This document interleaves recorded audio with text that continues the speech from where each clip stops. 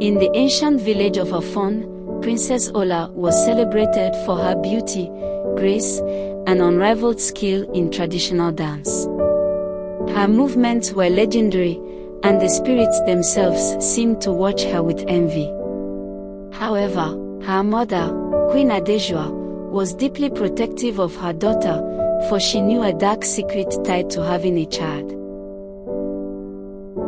Queen Adejua, the beloved wife of King Ode, is heartbroken as she remains childless. Despite years of trying, all efforts to have a child prove futile. With no heir to the throne, King Ode decides to take a second wife, as the kingdom desperately needs an heir. This news devastates Queen Adejua, as she fears losing her place in the king's heart and palace. In deep sorrow, Queen Adejua wanders into the nearby forest, her mind heavy with grief and thoughts of her childlessness.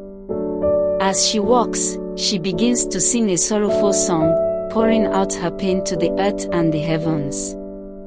As Queen Adejua sings, she notices something strange. The massive Iroko tree in the center of the forest begins to sway as if it was dancing.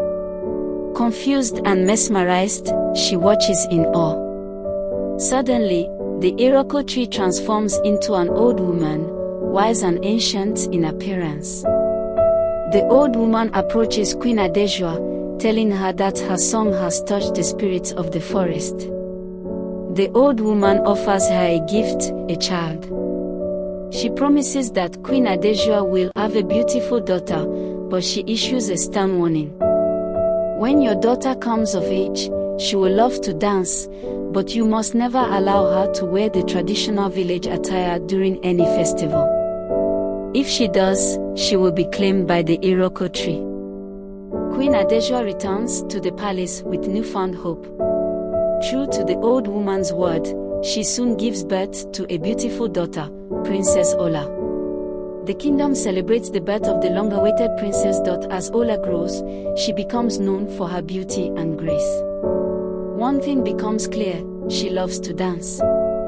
From a young age, she dances at every opportunity, and her movements captivate the entire village. Queen Adejua allows her daughter to dance but constantly reminds her of the warning. As Ola comes of age, her mother becomes increasingly strict, forbidding her from ever wearing the traditional attire of the village during any dance festival. Years pass, and the time for the grand annual village festival arrives. It is the most important celebration in the kingdom, and dancers are selected to perform in the village square. Princess Ola is chosen as the leader of the dance troupe, as her skill is unmatched. However, the village elders insist that all dancers, including Ola, must wear the traditional village attire for the performance. The garments are beautiful, adorned with intricate patterns that symbolize the village's heritage. Princess Ola is frustrated and confused by her mother's continued refusal to let her wear the attire, questions why she is forbidden from embracing her culture fully. Despite Queen Adejua's warnings, Ola's curiosity and desire to fit in with the other dancers grow stronger. On the day of the festival, Ola secretly puts on the traditional village attire. As she looks at herself in the mirror, she is amazed by how beautiful the garments make her feel. Nothing seems out of the ordinary, and she convinces herself that her mother's warning was nothing but a myth. With the villagers gathered, the festival begins. The music starts, and Ola dances as she has never danced before. The crowd is mesmerized by her grace and beauty. But as the rhythm of the drums intensifies, something begins to change. Suddenly, the ground beneath Ola starts to tremble. To the horror of the villagers, her feet begin to root into the earth. Her arms stretch out like branches, and before anyone can stop it, Princess Ola transforms into an Iroko tree, her spirit claimed by the curse. Queen Adejua arrives at the festival just in time to see the tragic transformation. Her secret is revealed, and she falls to her knees, weeping for her lost daughter. For days, Queen Adeshua cries at the base of the Iroko tree, filled with regret and sorrow. She blames herself for not being able to protect her daughter from the curse. In her desperation, Queen Adeshua decides she is willing to sacrifice herself to bring Ola back. She heads to the village river to make her offering.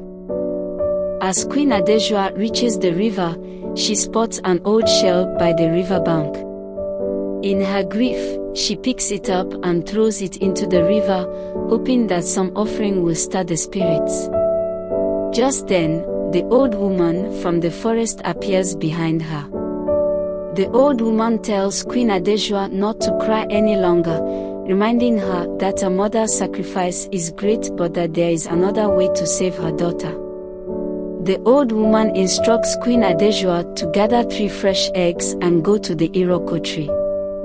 She must throw the eggs at the base of the tree and call out her daughter's name. Filled with hope, Queen Adeshua returns to the village, collects 3 fresh eggs, and hurries to the Iroko tree. With the entire village watching, she throws the eggs one by one at the base of the tree, calling out, "Ola, my daughter, return to me." As she speaks, the Iroko tree begins to tremble and the bark cracks open. Slowly, Princess Ola emerges from the tree, whole and unharmed. The curse is broken. Ola, grateful for her mother's sacrifice and wisdom, promises never to disobey her again. She embraces her mother, and the village celebrates their reunion.